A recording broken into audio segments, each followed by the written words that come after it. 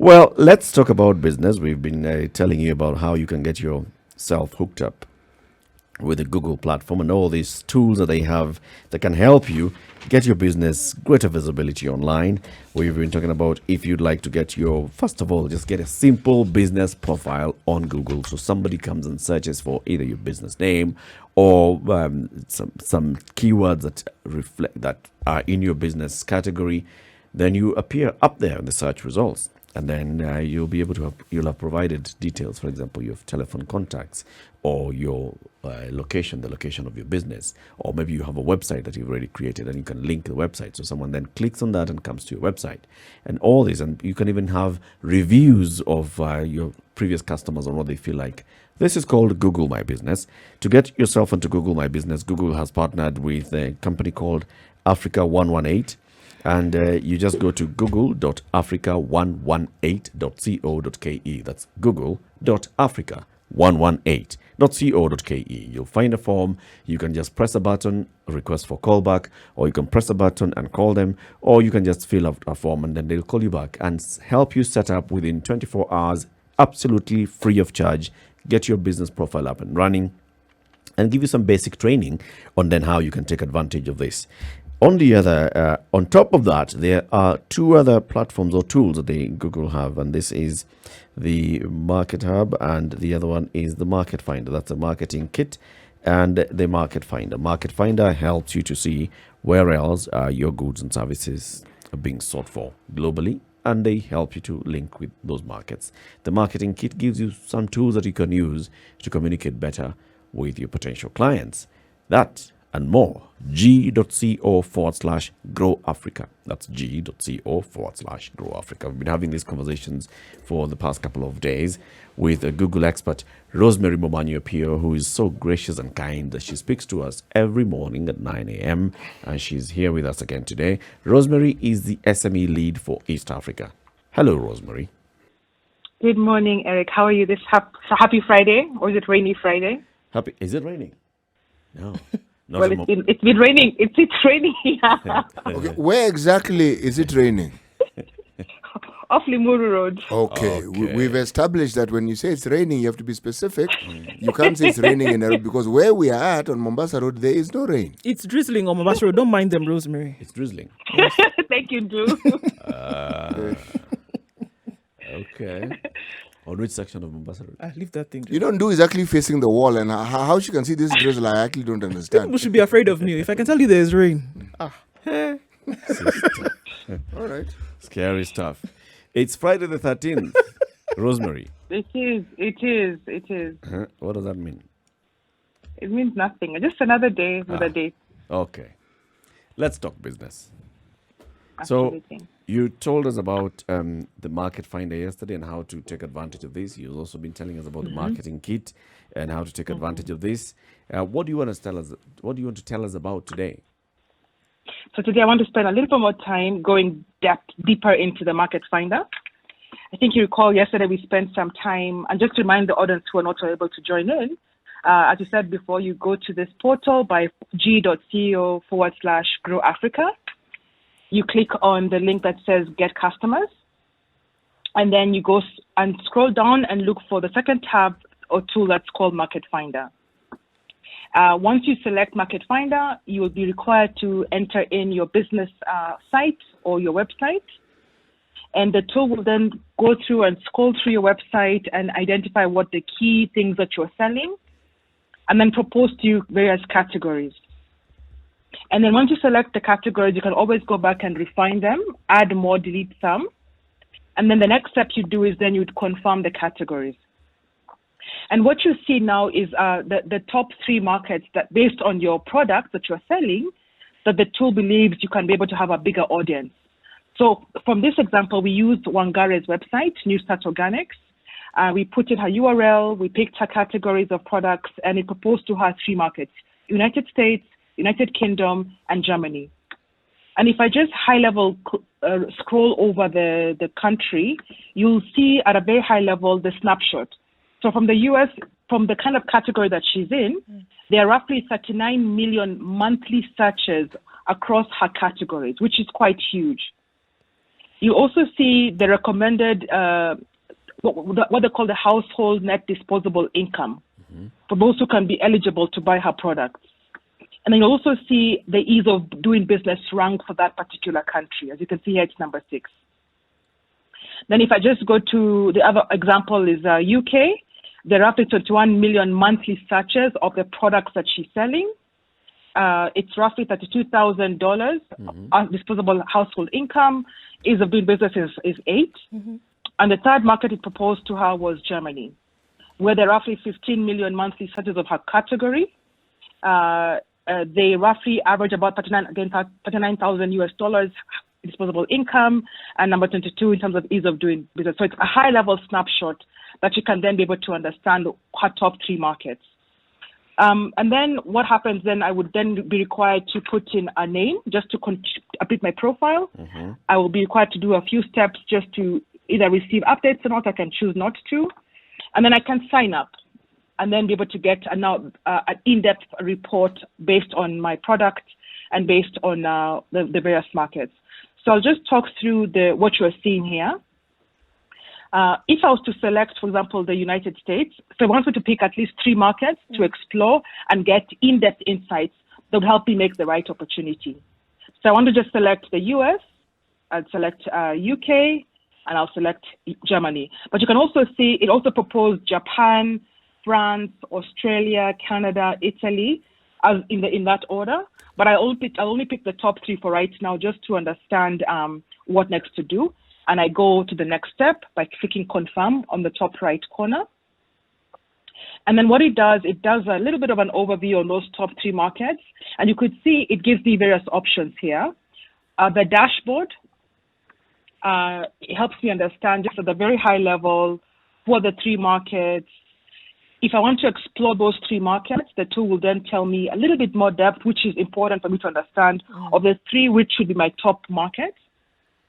If I want to plan my operations, it tells me things to your point to ask earlier on, Eric, things like what are the tax legal requirements, what are the logistic requirements, Right. how can I localize my products, what are the global payment solutions. If I want to market my business now into those 3 markets, it tells me basically what is an overview, how much should I be spending, what are the various, I think City asked me this yesterday, how then do I market and create awareness? So it proposes to do things like search advertising, display advertising, or video. So you're able to then decide of those multiple platforms, how then do I create awareness? But let's go back to explore the markets right now to understand what more it's offering to me, right? So in this case, you'll see a few interesting insights here.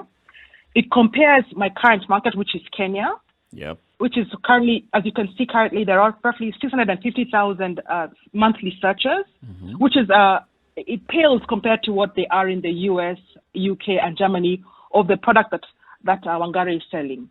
You can see we are just a minuscule opportunity for her. If she wants to really grow, US is going to be her top market to export to.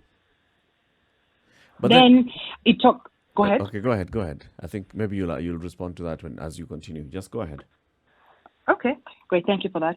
Then the next thing, it talks about the disposable income of the households, which we already saw earlier on. If I go into the country profiles, it tells me, for example, in the US, the various languages spoken, UK, Germany. It talks about the various currencies in each of the 3 markets. And then it talks about also the corruption index, right, of those 3 markets. So as you can imagine, you want to go to markets where there's less or as low corruption as possible. So that we pull this data from partners. So in this case, we got this data from transparency.org, Okay. which ranks countries on corruption index. So then you now know that Kenya is ranked number 27, US is number 71. The higher you are to 100, the better it is for you. You're less corrupt. Okay. It gives you the median age in those countries. It gives you the population breakdown by age group of those countries. And then if I was to go into economic profile, it talks about the GDP in all of the 3 countries.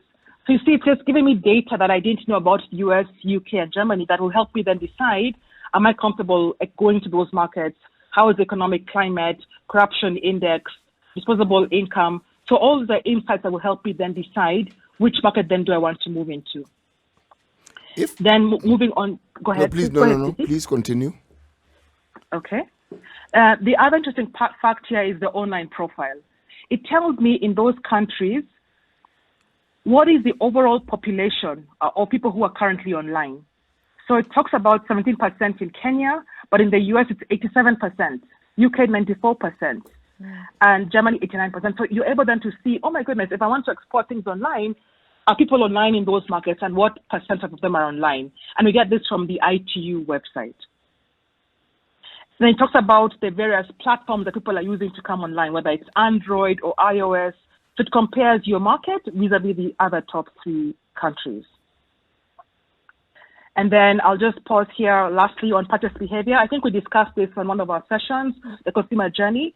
It takes you through how a product's being bought in that market. Do people spend time researching and what percent of them actually research? So you can see here, it's quite high in the US, UK, and Germany as well. You can see internet usage purchase stages as well. And then also you're able to see their weekly online purchase breakdown by device. What do they use to buy? Do they use computers or smartphones or tablets? You're able then to determine if you're to create your first ad campaign, make sure it's available and can be viewable on smartphones, on tablets, because your market that you're going to go into are using those products to be able to research products online. So I'll pause here just to take your questions. Something, it may be a little way out, but the Kenya National Chamber of Commerce has a platform or has facilities that help business people connect with other business people. Why do I bring this into the discussion? It's one thing to have an idea of the data pertaining to a particular place. It's even one thing to know that those businesses exist. But there is this additional push of someone who already has contact or has people who have contact, maybe because of similar organizations in that country. Does Google consider partnering with people like Kenya National Chamber of Commerce when it comes to some of these things? Or the export Yes. promotion agency. Yes. Yes. In fact, what we do is we try and look for partners in each country to help us understand their landscape from a point of doing business, trade opportunities, trade organizations. That way, if I'm in the US and I want to export my products from the US to Kenya, I'll now know what is the ease of doing business in Kenya, who are the trade associations. So yes, we do partner with Chamber of Commerce, and very soon we'll begin to funnel in some of their data into these types of tools.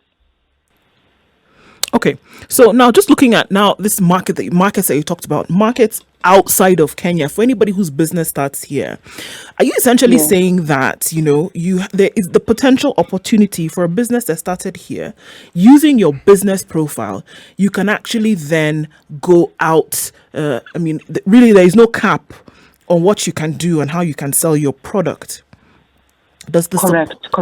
Does the support then extend outside of where your business is domiciled? Correct, it does. So, for example, if you want to know, let's just say I'm Wangari, and I said, you know what, of these 3 markets, I want to export my products to the United States, right? Mm-hmm. So what she would then do is fine. She wants to market her business now outside of Kenya. She would define what she wants to, what products she wants to sell, and how she wants to create for her self-awareness. Because she's not said, fine, I've done the research. I now know the US is my top market. I want to now, of course, pick a logistics partner. She'll use this tool to help her decide who to partner with on logistics. And then she'll come and say, fine, now let me market my business. She can then decide, I want to go and do search advertising or display advertising or video advertising. And then we will hold her hand and take her through how to build her first campaign that would then help her to market her products outside of Kenya, then now into the US.